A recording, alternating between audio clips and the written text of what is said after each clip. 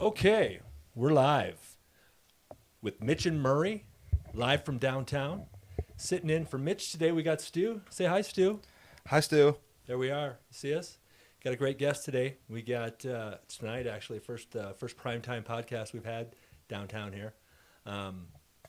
Hitton's very own, soon to be Buck proprietor, Glen Carlson.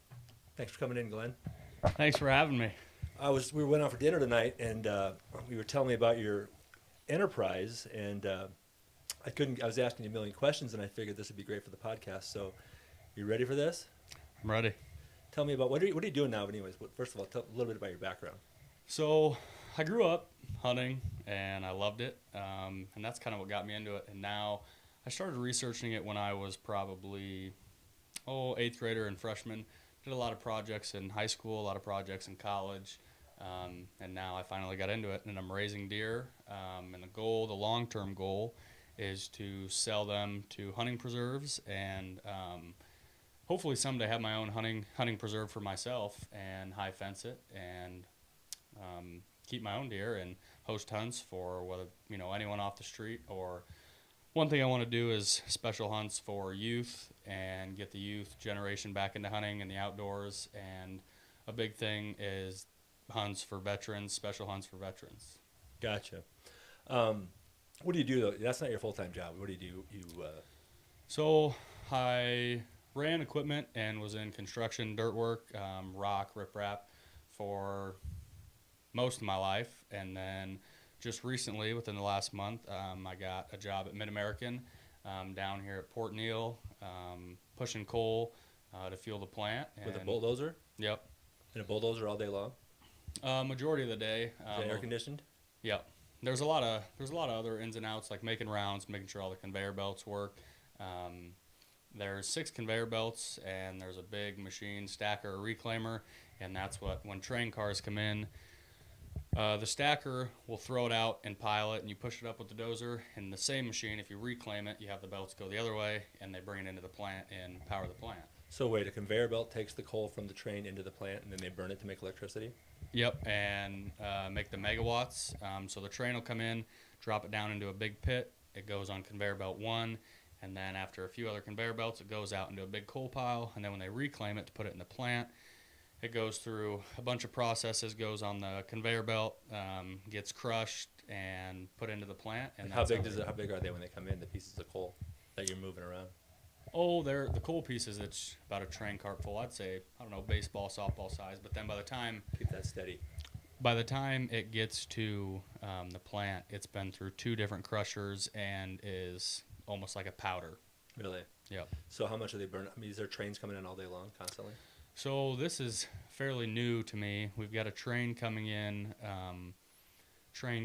here within the week. But when they're up in full go and they're running, I believe they'll get 2, 3, maybe 4 trains a week. Interesting. Yeah. Does the day go fast?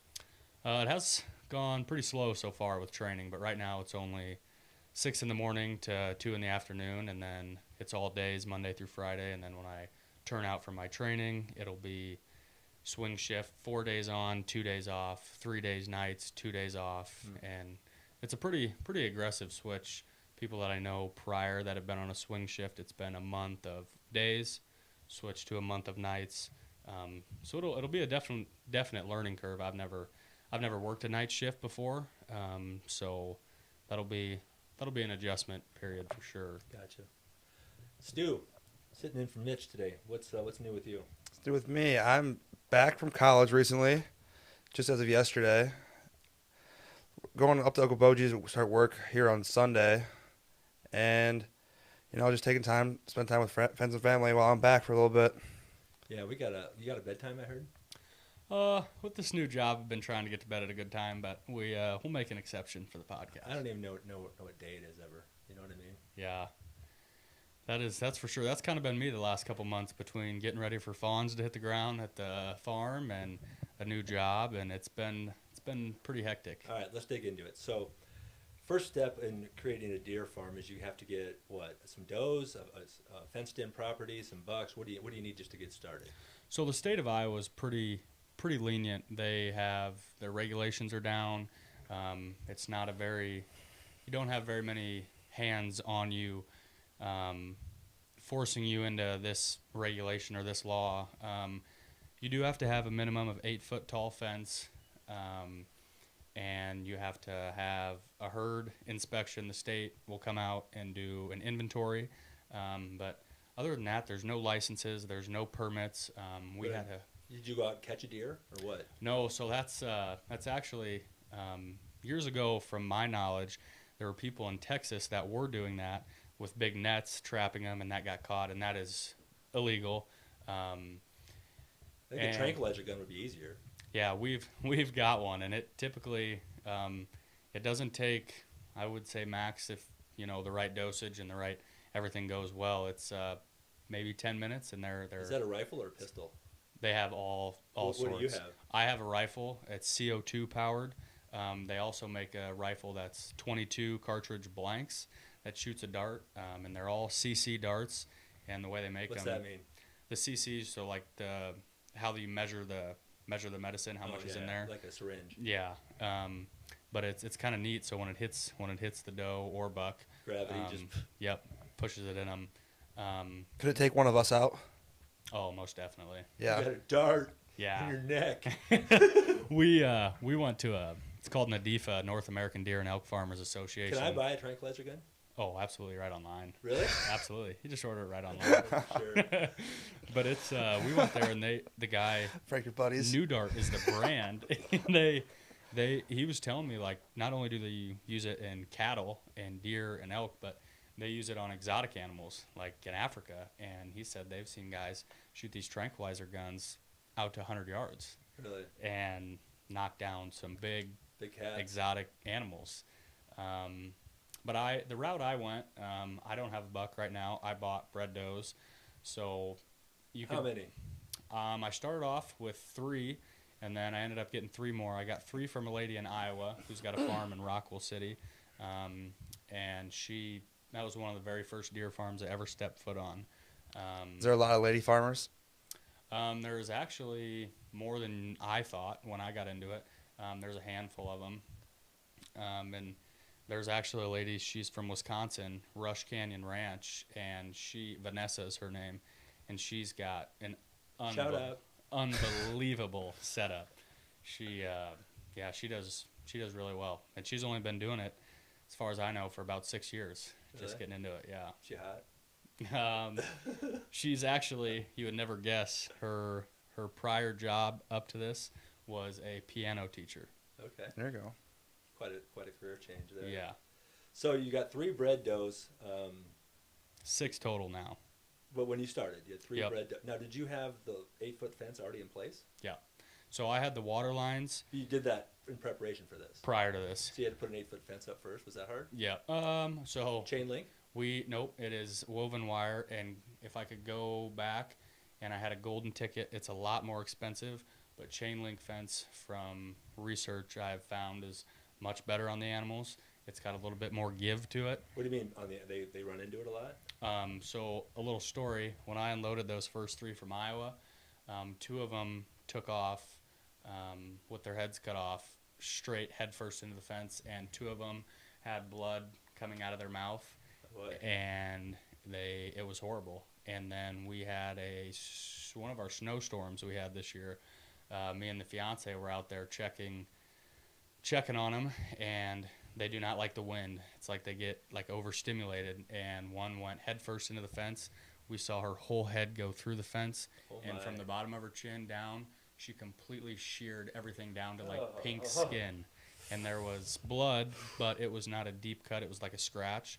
And so I panicked. I thought we were going to have to knock her down, sew her up, and put like a liquid bandage spray on it. And luckily, You were going to do all that yourself? yeah, luckily it healed on its own. That seems a little bit overwhelming to put a liquid bandage on. Yeah, it was You gonna. can take those deer and tranquilize them whenever you feel like it? Yeah, Just do it for fun? Whatever. it's not. You could if you wanted. It's not. It's definitely not good on them. It's just like anesthesia in humans. Yeah. I mean, you don't want to have to do Why it. are they running? They want out of that pen, huh? You got So- some windbreaks for them now? Yeah, Someplace so for them to go inside or something? So I've got shelters Okay. made for them. But the biggest thing, and they have calmed down so much now. The best way to avoid headaches is to have calm deer, and we've learned that. Whether it's having to medicate them, which we haven't had to do a whole lot of yet this year. When we go to AI them this fall, like these does now, when Bodie came out, I mean, you can feed them right out of your hand, and you got a doe like that. It's 10 times more beneficial when I can just walk her down the alleyway, put her in a chute, knock her down, and medicate her. That's a AI. doe that you raised. I mean, you took it out of the mother and. She was born on a farm in Kentucky, Okay. and those were the next 3 that I bought from a guy in Kentucky, and they were bottle fed, and so now. How old were they when you got them? When you picked them up? They were born. 2 of them were born in 23. One of them was born in 22. So they were over a year old. Oh yeah. That's as soon as you can get them. No, you can buy them before they're born, and pay for them. But don't they got to be with their mother typically?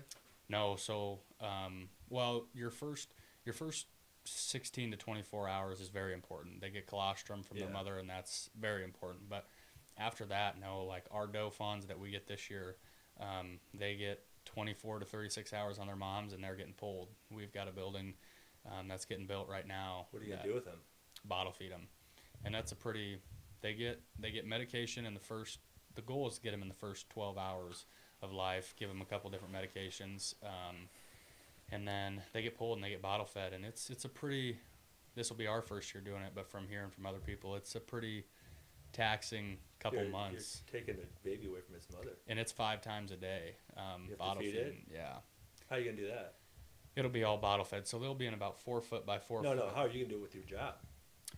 Oh, it'll be tough on days when I work a full shift, but on my days off, that's one thing that's nice about the swing shift is I'll have days off. But mom and dad are around home. Mom will be doing a lot of the bottle feeding. What's the name of the ranch? C4 Ranch. There you go. Yeah. Soon to be C5. Soon to be. That's exciting. Who's the 5th? His fiance. Oh yeah. I thought maybe that's right. When are you getting married? June 26th to 27. This year? No, it's 27. Down in southern Iowa. The armpit. Yep, down there. It's going to be a lot of fun. It's Emerald Hills is the name of it, and it's to your left. Where's it? Right here? No, to your left. Central. Oh, it's got to be right about in the middle of that. Centerville, you're in the right area. What's the name of the town? Albia, up and to your right. Albia, the Blue Demons. Demons. There you go. That's a fun name. Right in that area. Where's Rockwell City at?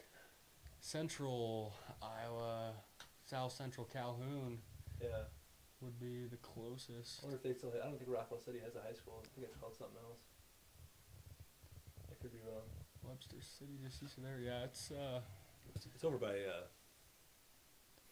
Warburger. Where's that? Waverly? Isn't it over that area? What are you talking about? Rockwell City. No, it's kind of by like East Sac County. Okay. yeah by East Sac. Sac City.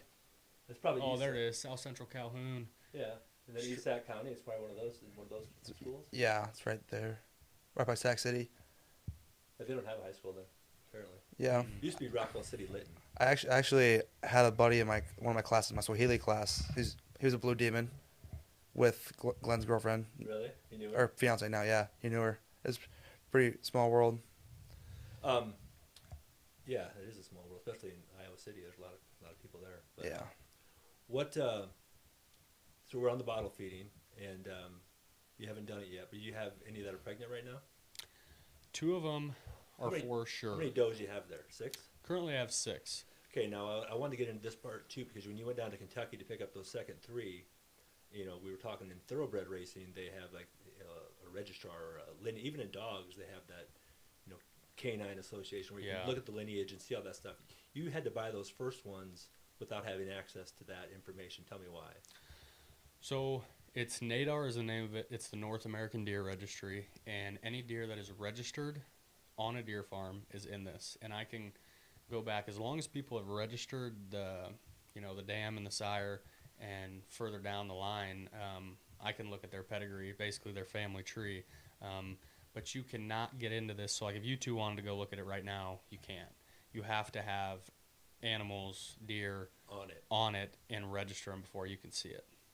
But what can you really tell besides their bloodline? You can't tell how big the deer is or how many antlers it has or whatever that you look for. No, you can. So it's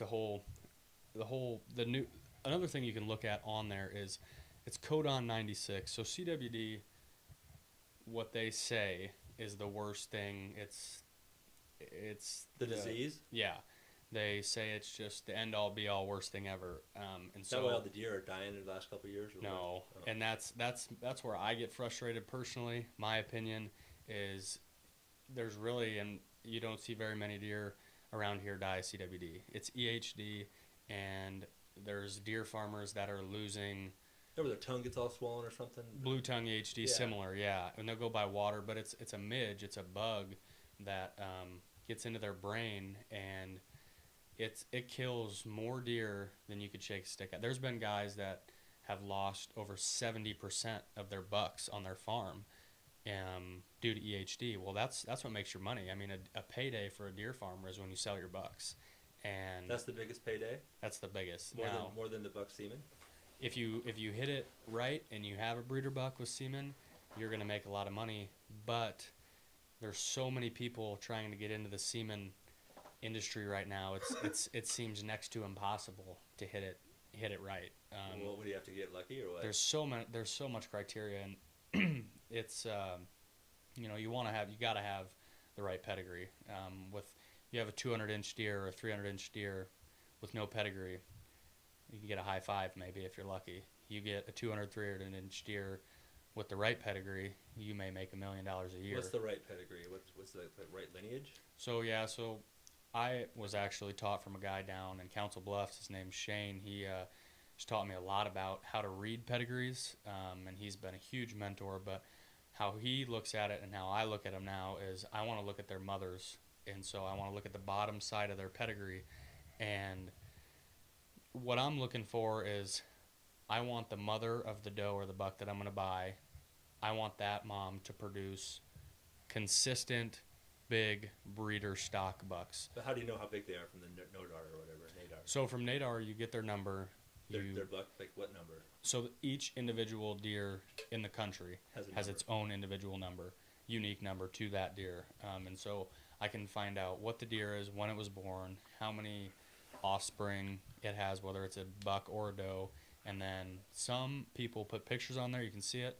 Otherwise, I call them and say, hey, I want to see this buck, I want to see some pictures. And it's pretty amazing. You have your bad eggs in any industry you go into, but it's truly amazing how helpful this industry is and how... That was my next question. How'd you know? It's like, how shady are these people? You get some shady people here and there, but you do in just life in general, I think. Sure.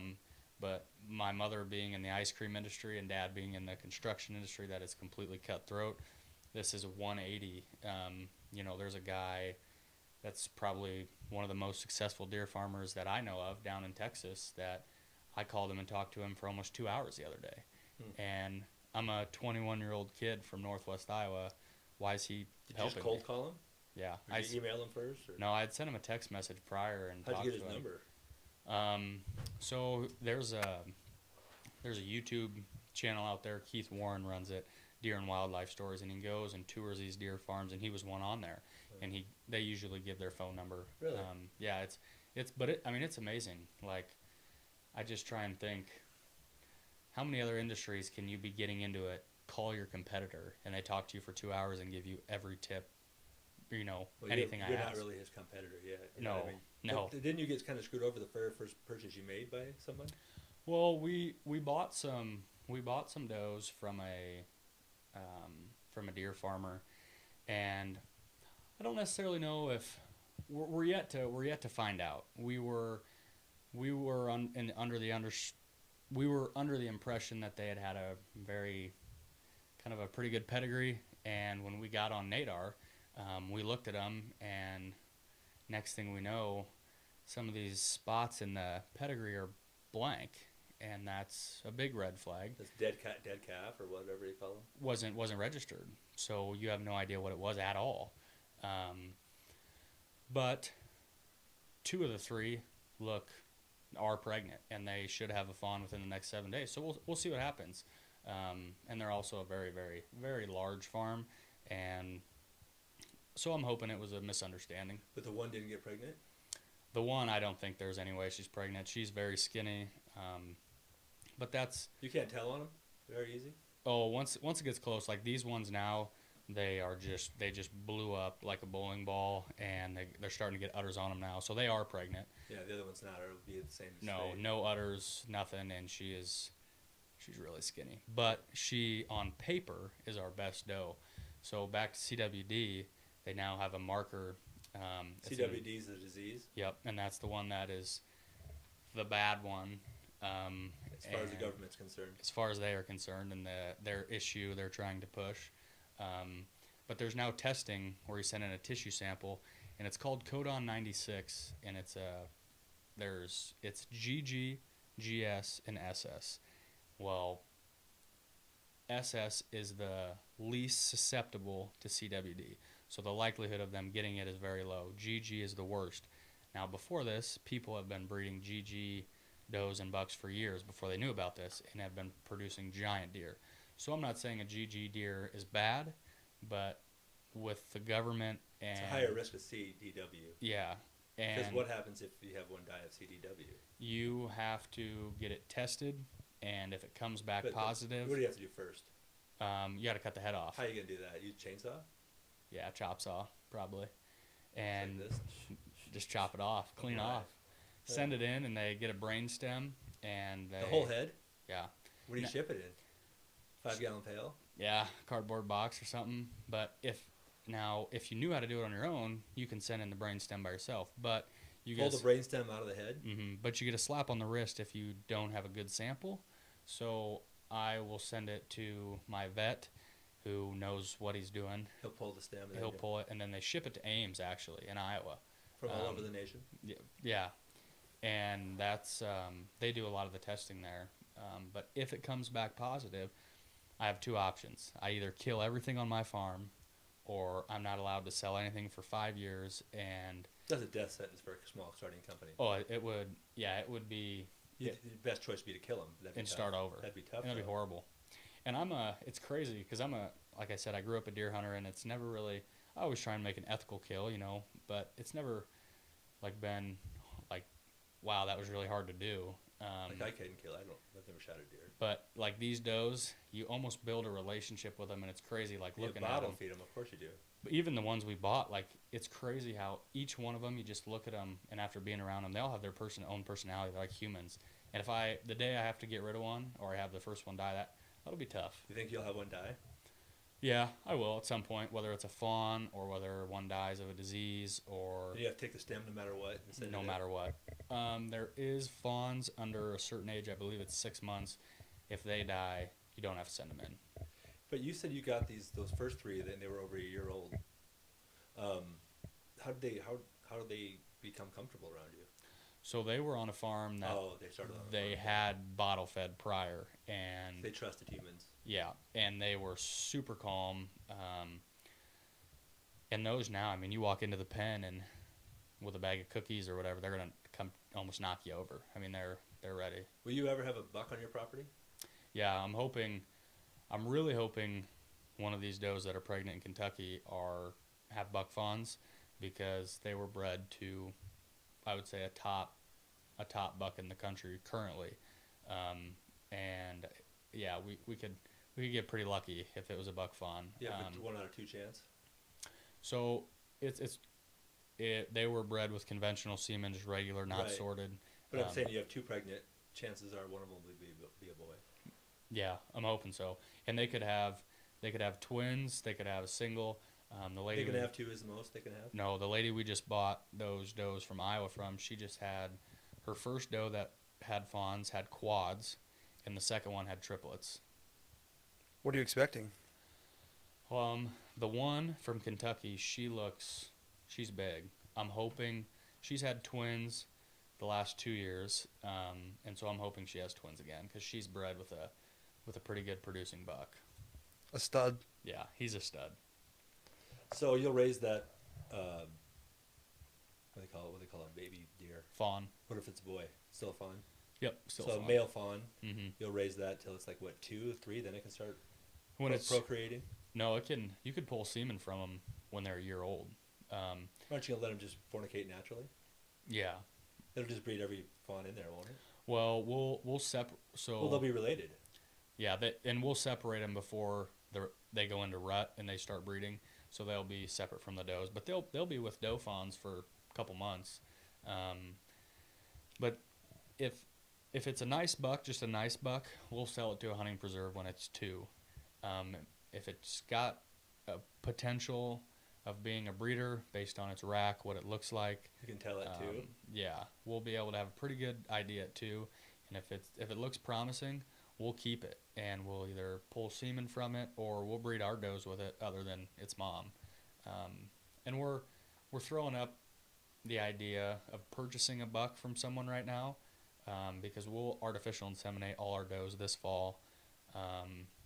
But then you don't want to just take the risk of hopefully the AI took. So we're throwing up the idea of buying a buck, call it a backup buck, and have it cover all the does. And so they'll stay in with all the does for a month, yeah. How much would that run you? I'm sure a good one that's got like worth your money is going to be pretty expensive.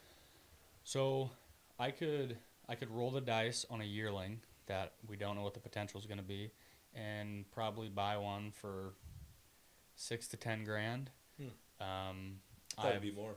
I've also heard, now not an SS marker, but I've also heard of a buck a couple years ago named Lambo. From what I've heard, don't quote me, it sold for 50% interest. So say you own the deer and I buy it from you for 50% interest. I still have 50? You still have 50, so we split semen sales, and I get to breed my does with it, you get to breed your does with it, but it stays on your farm. And I heard that a buck had sold down in Texas for 50% interest for $600,000. Must be a pretty big one. He's pretty big. Like, what's a big buck weigh? 300 pounds? Weigh? Oh, yeah, probably some bigger, like, northern genetics. But it had a lot to do with the rack and its pedigree. I mean, when it's got its sire, its grandpa, and then, I mean, it's consistently producing year after year after year. So its dam, which would be its mother, and its grandma, and those does consistently are producing big deer. That's what makes the pedigree stacked. But why do they care about the pedigree? All they care about is the size and the rack, right? The rack, really. The rack, really, not even so much the size. And the pedigree has a lot to do with if it'll live, how it's going to produce. So you can tell a lot, mean, off of, what did its grandma produce? What did its mom produce? You just want to have, you just want to keep making, stock every year. You want to keep it multiplying. That's how you're going to make some money. And so how they determine it, they'll call some of these does that are really, they call them super does. How they determine that is, so like I said, you have the stalker bucks, which you're just selling to hunting preserves. And then you have your breeder bucks, which they never get shot. They die on the farm. You get semen from. So a super doe, the bucks out of that doe are consistently breeder quality. Gotcha. And so that's what you're looking at when you're looking at the bottom side, looking at the mom. On a big rack on a good lineage. Yeah. Got it. So what's like a big rack? Is there a measurement for them for those? They're like Boone and Crockett, or what are they? So they measure them by inches, and it's crazy. There's actually I just bought 2 does from a farm in Pennsylvania, and they currently, as to my knowledge, have the world record buck scored inches wise that was over 1,000 inches. Well, how do they measure 1,000 inches? Like from its rack, so they measure all the tines, they measure mass measurements, inside spread, so the furthest point from the inside of each rack, add them all up together, and that's how you get your measurement. So it's like a Boone and Crockett score. Yeah, same theory. Now, what I'm looking for, what I'm trying to breed is 250 plus inch typical frames. Eight points? No, more than that probably. It'd be, I don't know. You can get, I don't even know how many points were on that one that was 1,000. It just looked like a Christmas tree on its head, but it's huge. But I would say you're probably looking almost every time on big breeders that aren't completely 100% typical, you're looking over 20 points. Really? So a question that I had was, how many pens do you have at your place right now?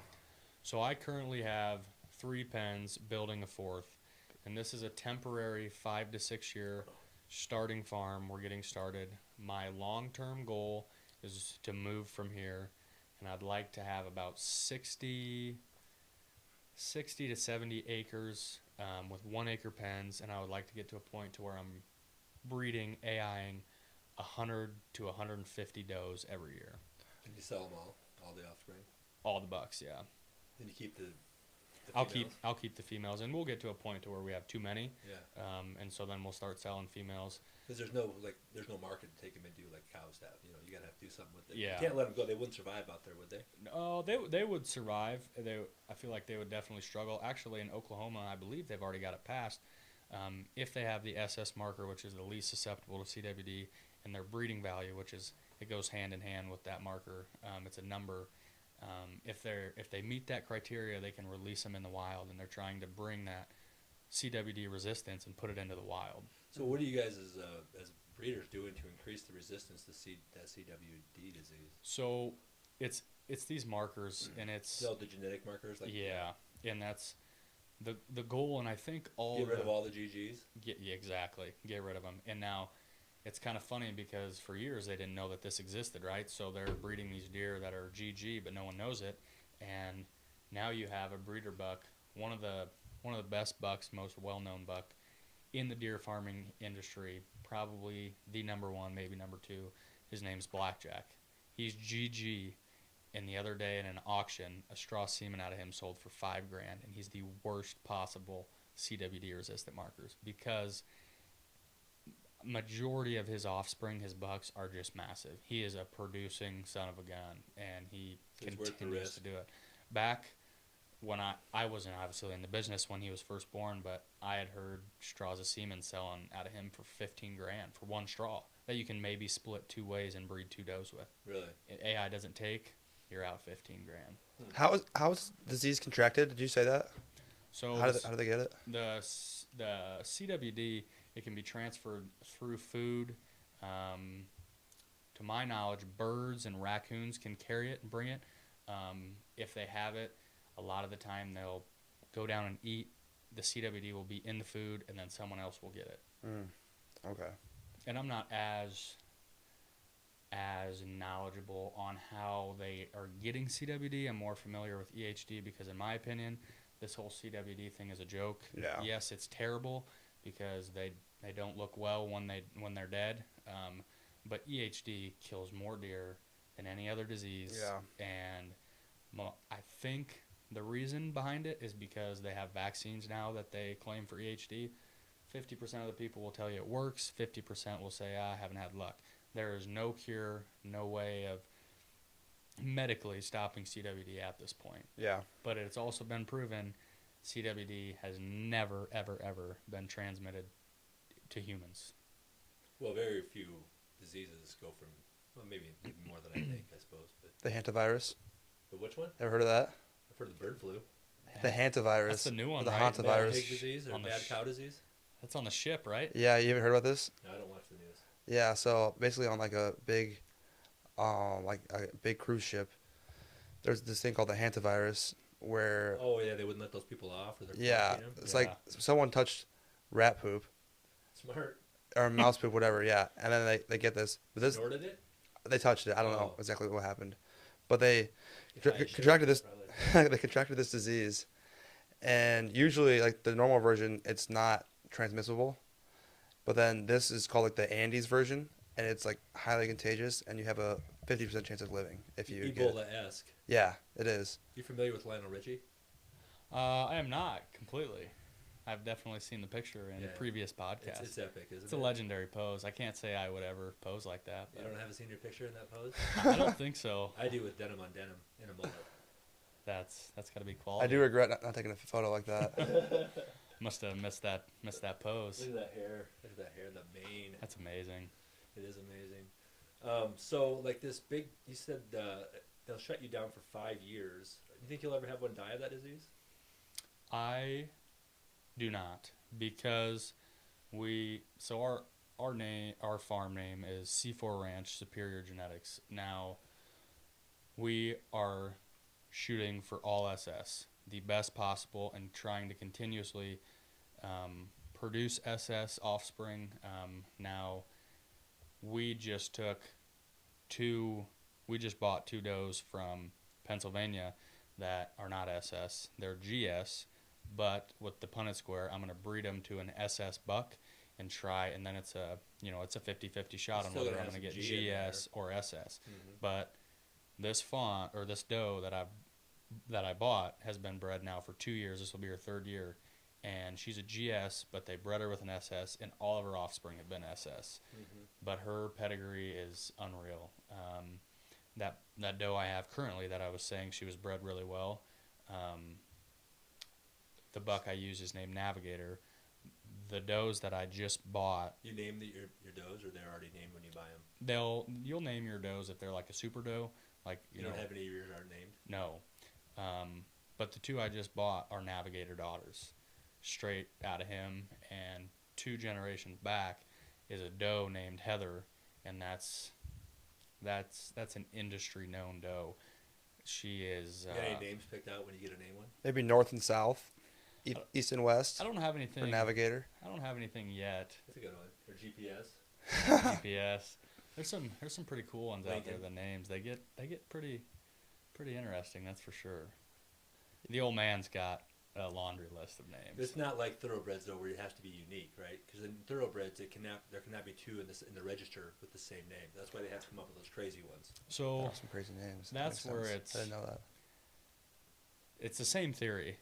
But you said there was one named Heather. So there's not very many deer farms though, probably. There's a lot in the country. You'd be shocked. How many deer are on the register? 1 million? Yeah, probably. Really? An absurd amount. Huh.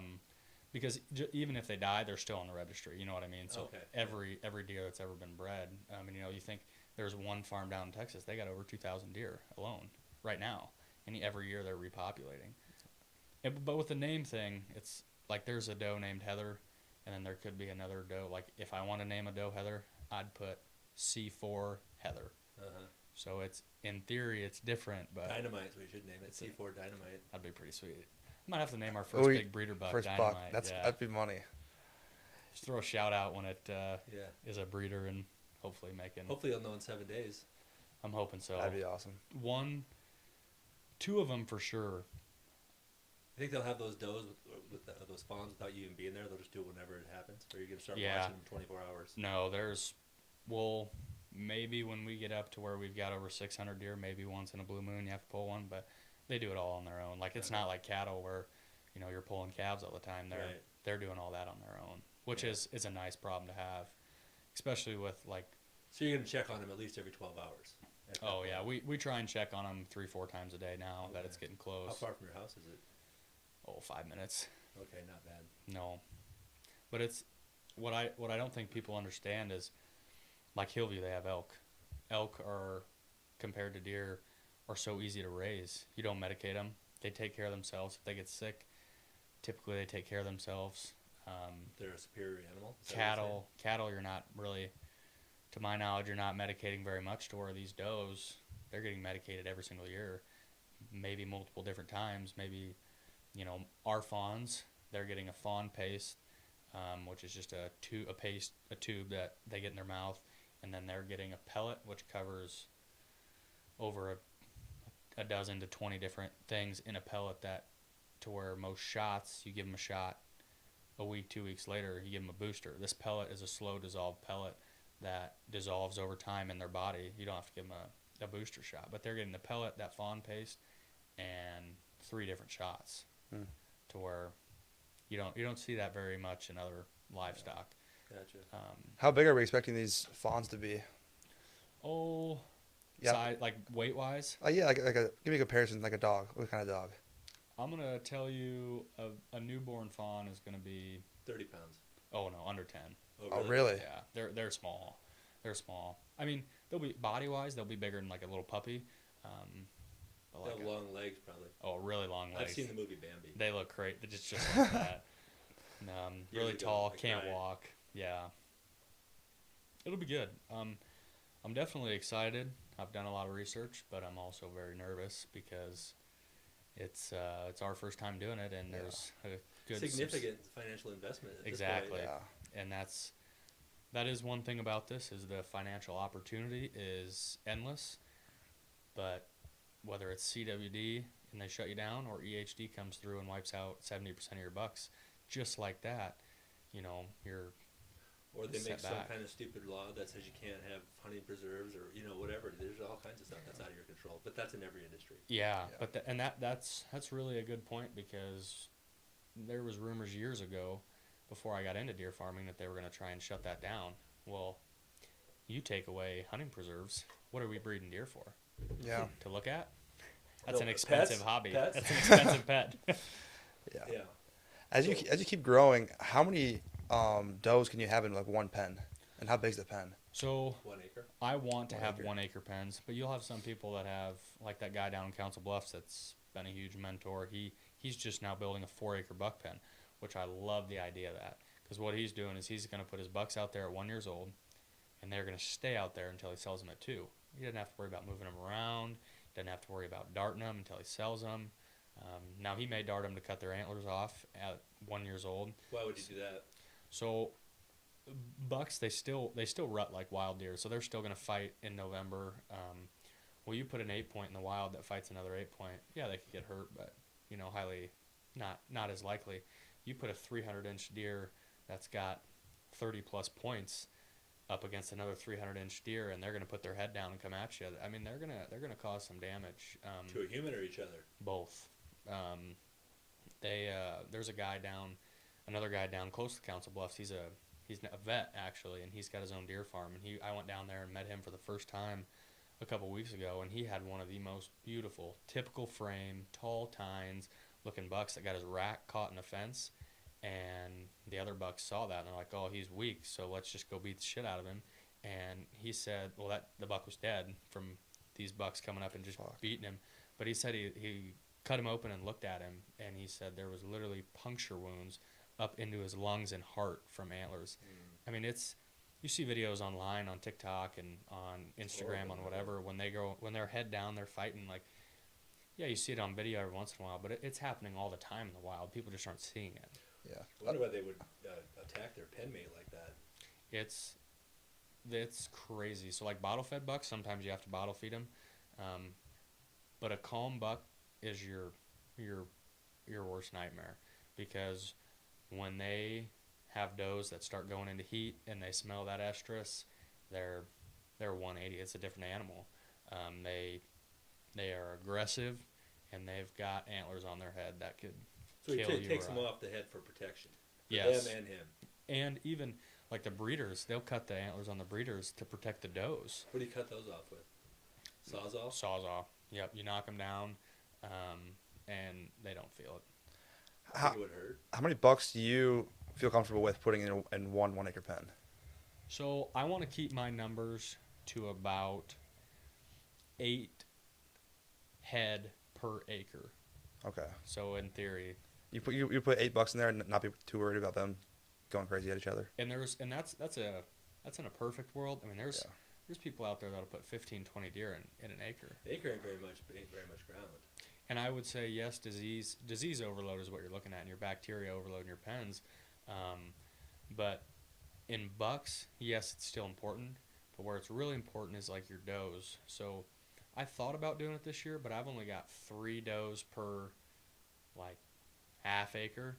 I don't have a whole lot right now in the pens because I've got them separated. I don't have my Iowa does and Kentucky does in the same pen. Okay. Quarantine? But for a year, just because I don't know what bacteria they had in Iowa or Kentucky, and they all look really healthy. So once Can they see each other through the fence? yeah, they walk the fence all the time. But your biggest deal is you get too many does in a pen, and then your fawns hit the ground. Their immune system's not built up, and they are born around a bunch of crap that's in the pen.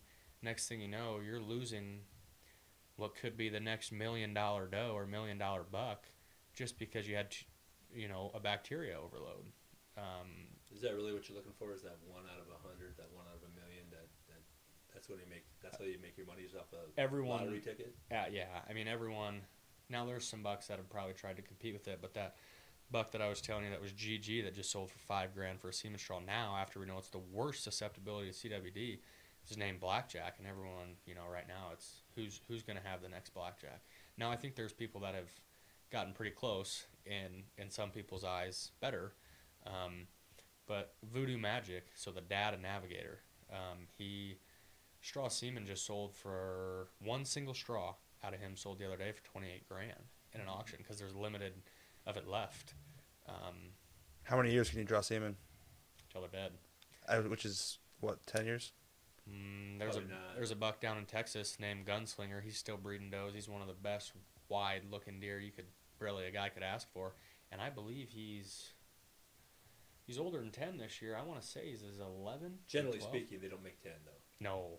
7 years is about the lifespan of a deer, right? I would say if you could get a buck up to 7 or 8 years old, you're doing pretty good. They just die of natural causes after 8 years old. Huh? They're so hard to keep alive, whether it's disease, whether it's whether it's fighting each other. That's why people are selling them at 2 years old. They're so hard to keep alive. Yeah, if you could hold every buck over till they were 5, would you double the amount of money you make just on your stockers? Well, absolutely. But you're going to lose a quarter of your bucks if you try and keep them all till they're 5. You'd have to put them in their individual pen. Yeah. You would have to baby them, and then they're by themselves. Then they're going to try and get into the other pen. They're going to fight through the fence, and it would be a mess. Yeah. And financially, you couldn't afford to do that. Think of these guys that have close to 600 to 1,000 deer. Can you imagine just the cost and fence? What about the food? It's our food. We got 1 ton. It was $600, and one deer on average will eat 3 to 4 pounds a day. That'll last you how long then? All year? Oh no, we got 6 does. So right now, 6 times 3, about 18 pounds a day. You got 2,000 pounds divided by 18, whatever that is. About 100. A little over 100. 100 days. Yeah. And we have them in 50-pound bags because of the fact we don't have a boatload of deer. But, think of these guys that are feeding 700 deer. Yeah. You're looking at 2,100 pounds of feed a day. Yeah, it's a truck. Almost. Yeah. These guys are getting it in on truckloads, and they're putting in, bulk bins, not in 50-pound bags. No, I figured you got it on a truck too, but No, we got it on a pallet this time. That's the dream, is to get to where I'm getting it in on a semi, putting it in a silo. Sounds like a lot of work, really. It is, but I've tried to get into little hobbies, as I've gotten older, as everyone does, but this is one that is just stuck. Like, I can go out there and sit around them in the pens for hours. I could do all Why this. don't you get like trail cams or something out there, some kind of camera system to watch them? We're working on that right now. I've got trail cameras out there right now, but I get 7 million pictures a day every time they walk by. I want a live camera. Yeah. I can check and look, because easy, cheap. yeah, and we just got internet out there, so we're gonna figure out something. We got a couple leads on what we're thinking, but it also goes back to, I don't want to dump too much money, unneeded money, into this property, because this isn't our forever. If you got internet out there, you could get cameras up there for less than $200. Yeah. That you could watch anytime from your phone. Yeah, phone, computer, laptop at home. Yeah. Yep. Any further questions for Glenn about the deer farm? No, I think we covered it all. So we were talking earlier about baseball. You went to JUCO to play baseball, but had some injury problems. Tell us about that experience, if you want to. Oh, absolutely. So I'm going to go back further than that to one of your favorite stories. I was going to ask you this. Remember that one time? That one time. So back to that one time. Remember that one time? I do remember that one time. So I was a junior in high school, and this is where the downfall of my baseball career started. So it was the last day of school, and I'm not a golfer. I'm a horrible golfer, but I enjoy it with my buddies. When you golf? Actually, every once in a while, yeah. I figured you would. But we went out golfing last day of school, and it was one of those rivalries that I had looked up to when I was really into it and training. Blaine Harpenoff from Remsen. Yeah.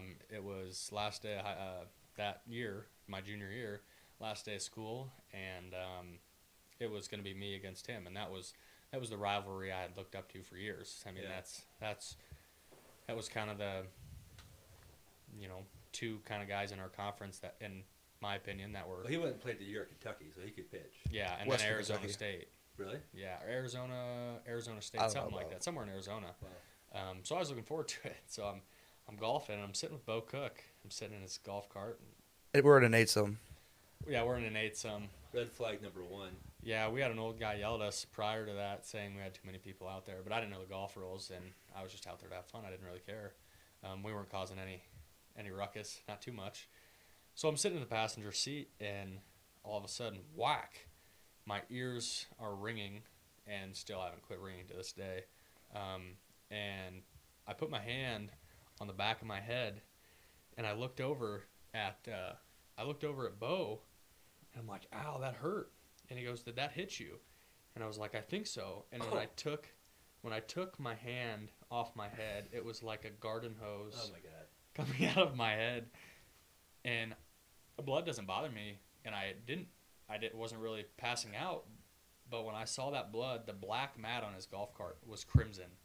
And I fell over in his lap. And so he rushed me to the clubhouse. I think Bodie or Rocher called my mom, and she was like, shut up, it's not funny. You know, quit joking, quit messing with me. And, well, they weren't messing with her. So she gets down there, and, I mean, I'm just pouring blood. And No one's doing anything to stop? No one's called an ambulance or anything at this point? No, we didn't call an ambulance. I just told Mom, get here, you're going to take me to the hospital. I'm not getting an ambulance.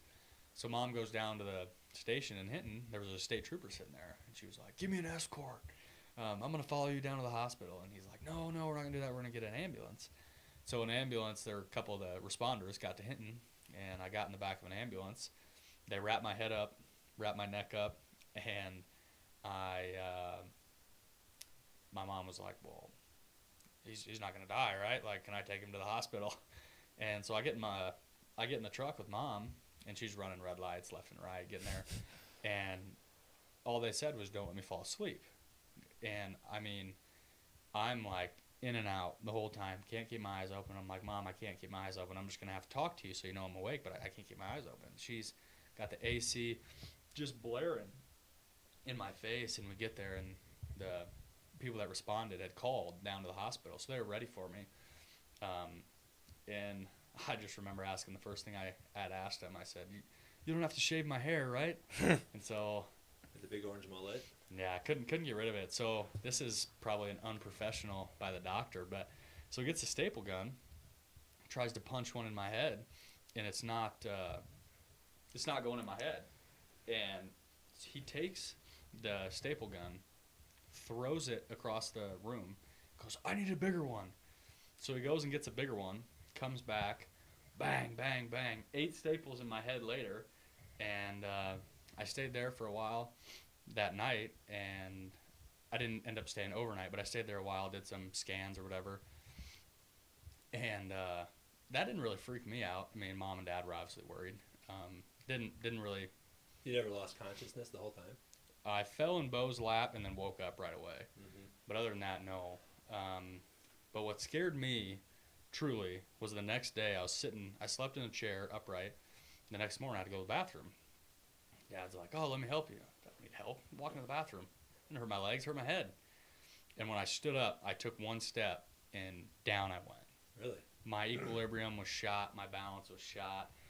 And so long story short, I was in a walker for probably about a week, and relearn how to walk might be excessive, but I had to learn how to walk without a walker.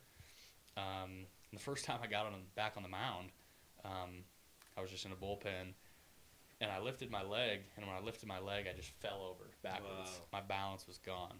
So that happened. And this was a 3-wood from about 50 yards away? Less. Not even probably that. 25. Probably 25 yards. 3-wood or a driver, I don't. It was 3-wood off No, the you were deck. sitting in a cart with golf clubs behind both of you, and it got through the golf clubs and hit you in the back of the head? So the crazy thing about it, and it's a little excessive, but I was looking at Bo, I was talking to him literally seconds before it happened, and I turned to go look at whoever was shooting in front of me, and when I turned, it hit me in the back of the head. Oh. I mean, seconds earlier, The guy in the side of the head? probably would have killed me. Temple? Yeah, and so Temple shot? that was cool. Not really, but so that happened, and whatever, that got done with, and then So what, take you like 6 weeks to get your balance back? He's probably pitching within a month. I'd say within a month I was probably back on the mound, not full go, but definitely live competition. I was in the outfield for a while. So then that happened, and then senior year, I messed up my elbow, and it was kind of one of those deals. During football season, right? No, I separated. That was his knee I in football. separated my shoulder, and then tore my MCL and meniscus senior year in football. But I didn't get surgery on my knee because they thought it would heal. So it's like, all right, whatever. But then senior year, MCL heals so slow. yeah, and senior year, I messed up my elbow, and then I was walking in a store, planted with my right foot, went to turn, and I just must have just caught that meniscus just right, and I dropped to the ground. I was with my mom. In a store? In Dollar General on Floyd, or Dollar Tree, whatever I love it is. Dollar General and Floyd. And so I ended up getting surgery, and that didn't take real long to recover, luckily. And so I got that healed up, messed up my elbow pitching against Akron, and I was neck and neck with Joey Oki for leading the state in strikeouts, and he was like 4 above me, and he had already pitched that week, so I was like, I need 4 Who'd he pitch for?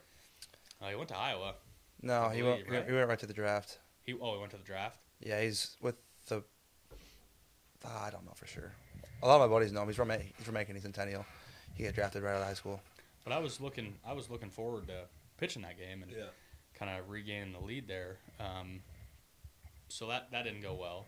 I got healed up from that, and when I went to college, they kind of tried to fix some elbow problems I was having. Well, they put the pressure away from my elbow onto my shoulder. The coaching staff did? And yeah, they changed my arm path, and it I don't know. In my opinion, you can fix an elbow. I mean, Tommy John surgery. you hear Tommy John almost intentionally, kids having it, because guys are coming back throwing harder. Yeah. And the shoulder is kind of one of those deals. You can fix an elbow. People say you can't really fix a shoulder. And so I got the labrum surgery, and they had 5 anchors, 3 in the front, 2 in the back. And so I was back up to 100% on the mound. Told my coach that day, I was like, God, I feel good. Like, I'm ready to go. And it was the next day or 2 days later, I was front squatting, 135, just warming up. And it was like 3rd rep, and I'm coming up, and it felt like everything in my shoulder just ripped off my body. All the anchors in the shoulder ripped, and it tore my bicep. Oh, my gosh. And so, yeah, when I went and met with the surgeon, he said, I'll do surgery again, but I'm telling you right now, if I do the surgery, you have to promise me you'll never throw a baseball again. Have you ever thrown one? No, I mean, every once in a while, throw a football or something. Yeah. Football is like the least painful, but like the other day I was messing around with my brother and threw a shirt at him, and it's horrible. I was telling Bodie earlier, just doing push-ups. I do 10 push-ups, and it's like, God, it doesn't feel good. So it's never going to be full strength. No, I don't think so. It would be by now. It's been 2 years almost. You would think, yeah, 1.5 years. I was talking to Tito, and he told me we're going to do the podcast tonight. He said he wanted some rapid-fire questions, so he's got a rapid-fire session he always does for you. He sent them to Bodie. So Yes. Stu's going to ask you those rapid-fires. You ready? I'm ready. Here we go. I added a few of my own as well. Go for it. Okay. Best JUCO player of all time. Best JUCO that I know of, I'm going to say Daniel Tillo from North. Went to the University of Kentucky, transferred to Iowa Western, and then gets drafted from the Royals. About out of baseball now, I think. Yeah. Isn't he? He's done, yeah. Yeah, I think he's Coaching at North. he's in City. Still got $4 million in the bank, I think. $2 million signing bonus. I would think. He's I a would think fourth so. rounder. Yeah. Okay, the next question is, if you go to the gas station, what is your go-to snack and drink combo? Snack and drink. I'm getting an energy drink. Always see you with an energy drink. Nos? Nos was the way to go. I switched now to a C4. C4. What flavor? Green Jolly Rancher. I call them all battery acid. What about the snack? Slice of pizza? Sunflower seeds? No. Copenhagen? That's That's a given. Is this the longest podcast you've gone without a chew today? Yeah. You can't decide on a snack? A snack, I'm probably going with something. I'm going with something a little.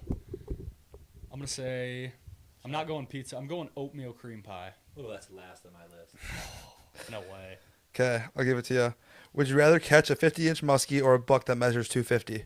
A buck. That is not even, that's for me, it's a no-brainer. All right. Do you believe in aliens? I don't know if I'd call them aliens. I think there's something else. There's something else on another planet, or there's something else that has been here or is here. Maybe not. Is here might be a stretch. I definitely think there is life somewhere else. But do you think that life's ever been to Earth? That life that you're talking about? I agree. There's probably life somewhere in No, billions of planets. I don't think it's ever been here.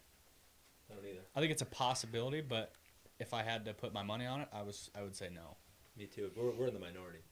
Okay. Favorite bar in Kingsley? Oh, that's a tough one.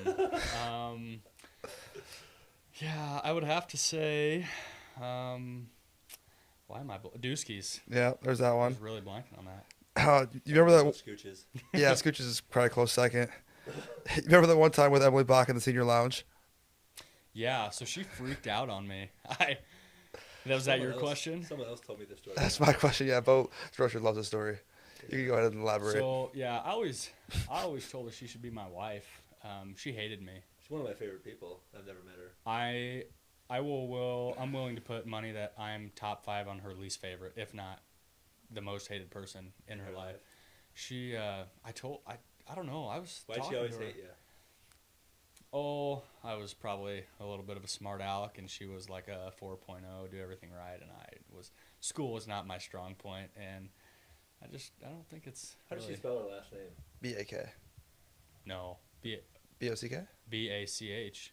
Really? Tambach was B-A-K. Oh, I didn't know that. Because never mind. What was the one in the senior lounge? What was the story? I don't remember what I was saying. I was saying something to her. Classmate got it on video, and I was just kind of poking fun, just, being funny. And, I mean, I had never heard her raise her voice in her life, and she screamed at me. That's what it was. And she 12 years of pent-up anger at you. Oh, yeah, and she let me have it all right there in about a 30-second time frame. And it was finger pointing. It was... How many fingers does she have? She has 4 fingers, I think. Not thumb pointing. No, 9 total. Okay. When she points at herself, she... Yeah. Next question is, your best gambling wins or losses. What's your best gambling story? Knock on some wood here. My gambling has treated me very well. I would say my best experience, I'm going to give you 2. I'm going to give you one, the poker tournament here against Luke. Got lucky and won that. Yeah. And me. It was, Brooks, Bodie, and Luke and me in the Final 4. And he had like 10 chips left. You're a Got small lucky. stack. Ace 10 suited, went all in That was a $100 pre-flop. $100 tournament too. I bought in for 2 So because Lucius I in lost. about 30 seconds. Yeah, me too. It was bad. That was probably. You're trying to buy in for a third too. Yeah, I tried to because I was short stack, so I tried to lose it all, and You ended up going. It was like 3-way all in, and you went. I had someone barely covered. Yeah, you won like a quarter of the pot. That's one of them. My other one was just recently, when we went to Vegas. I had a $1,600 hand on blackjack. I put. Oh my gosh. I think I had 800 down, and it was a dealer showing 10, and I had an 11, and had a few adult beverages that may have motivated the decision, but I said, well, I got to play by the book. It's your best odds. And so I doubled it. I had $1,600 down, and they flipped over a 20, and it was probably the worst feeling ever. And I had a 21, and it was one of those tables where everyone was into it. Everyone was drinking. You didn't have the one person just sitting there quiet, not paying attention, and the table erupted. And that was probably my top number 1 gambling experience. That sounds pretty awesome. And then the final question is, what is your favorite high school sports memory? Oh boy, favorite high school sports memory. It's not baseball. I would probably have to say football. My senior year. I don't know if I could pick one single game. I would probably say my senior year because my class and your class being together, and that was kind of something we had looked up to for a while. So bad for the previous 2 years. It was almost unwatchable. Yeah. 2 years, it was horrible 2 wins football. in 2 years. How could you not pick the Logan Magnolia game? That's what I thought you were going to say for sure. Well, that was definitely on there because we were told that they had that big stud that was gonna go. Yeah, he was gonna be amazing. Grant Wirfs, and like that. Garrett manhandled him Yeah. all game, and we win with a statement, not barely. Ooh, The bad part was Chubby getting his leg Chubbs. fucked up. Yeah, that was a funny story. You blow out your whole knee, and the first thing you say is, "Someone give me a cheeseburger." That was pretty unreal. He broke it too. He broke his leg and he blew his knee. You could see nothing was popping out of the skin, but you could see that kneecap when he went like straight, pushing the skin out. It was hard to look at for sure. Yeah. You got to think about maybe your homecoming game too, when you got in for like two snaps because you were hurt. Yeah, that was And through the touchdown pass, I'm like, that was a heart jerker for sure. Yeah. Because I remember they didn't really want to put me in, and John Ziebenbergen was up there and was like, let him go in and play. First snap. it was his first snap. First snap was kind of a little bit off, and I couldn't get back on my knee. I just dove on it. And next one, I think it was Bo. I told him, I was like, I don't care what the play is, just run a wheel route. I'm throwing you the ball. And he was open, and it was a touchdown, and that was pretty awesome. Huh. Who was that against? Westwood. Yeah, Westwood. Another one would be that. The Wald play? Yeah, we Yeah. fucking dominated in that Yeah, game. we did. Another good one would be the Marcus game. Yeah. Still to this day, I think 90% of the population would say that wasn't a catch. But Bows? yeah. How about the ref? Coming from the opposite end. Yeah. Yeah. Running. Yeah. I was going through my camera roll the other day, and Garrett Lindley's touchdown, the overtime touchdown to win it all, you could see he was like this far short, and they called it a touchdown. They gave it to him. That's good. But hey, win's a win. And Marcus got screwed, I think, the next year against Woodbury, too, in the playoffs. Yeah. Bad luck for them. Give me a quick rundown of your peptides, what you're on, what you've been doing, what do you think you're going to do for the summer, what's been working, what do you like? So right now, I am on Tessamorelin, GHKCU. Those are the two I'm running every day. And then I just hopped back on Retatrutide. I went off that for 6 weeks to try to let my body reset. And hop back on a small dose. I'm on 1 milligram a week. Doing Is that the number 10? Like 10 units on a 20 milligram vial. Yeah, I'm doing that twice a week. Like an insulin vial? Yep. Doing that twice a week. And then been loving life recently. Been feeling great. Looking the best I ever have. It's been really awesome. And then for the summer, my plan is to do NAD plus and love it. MOTS-C. That's my favorite. I'm on NAD right now. Those two are kind of work intracellular, and they just kind of help flush out all the bad ones and like repair and help grow new good ones. And they work with the mitochondria. That's kind of the best description I can give you. It helps give you a lot more energy and feel a lot better. I can just tell you that I feel like I'm getting younger. every Yeah. time I take it, so I'll probably live forever. I'm half 100 though, so Yeah. And then I'm also going to do glutathione. ooh, I take the pill. So, yeah. The thing about that is if you inject it, you get a little bit of a prolonged sting. But I dealt with that when I was taking the GHKCU, so I'm not sure it's going to be too big of a deal for me. And I've heard it's like hot glass when you inject it. yeah, so we'll see how that goes. But that kind of helps detoxify your whole body. It's incredible. Yeah, so being a college age student, I'm partying It's for Couple hangovers too. a couple times a week. Supposedly. Yeah, so then this will obviously help repair and make me feel a lot better during that. And then maybe for muscle building, I'm going to do MK677. That's not necessarily a peptide. Not necessarily a SARM either, is it? Yeah, it's kind of a little bit of a gray area. But I'm going to do that, try to grow some muscle this summer. That's the goal. Gotcha. I'm just still on the Retatrutide, and the NAD I just started on, and it's crazy. It's awesome. So, Leonard, someday if you get fat, I got you covered. I'm there. Are you? I'm there. We're gonna have to do some looking into it, and then Yeah, do your own talk to you. research. No, I'll Yeah. talk to you, and you got to let me know. You should. Everyone should always do their own research first. I assume people do. I mean, Yeah. If you just take my word for it, I mean, I'm just an idiot. So. No, I think I definitely have seen results from multiple different people, and Bodie had showed me some pictures that just how it's helped him, and I think it's definitely something that I plan to get involved in very soon. Hey, no pressure. Just give me that option. Anything else, guys? Glenn, thanks for sitting down with us and going past your bedtime. Yeah, it's been Yeah, I amazing. appreciate it. Let's go look at those Appreciate it. baseball cards. We're going to send this one, as Tito would say, to the internet. Stream will be over, maybe.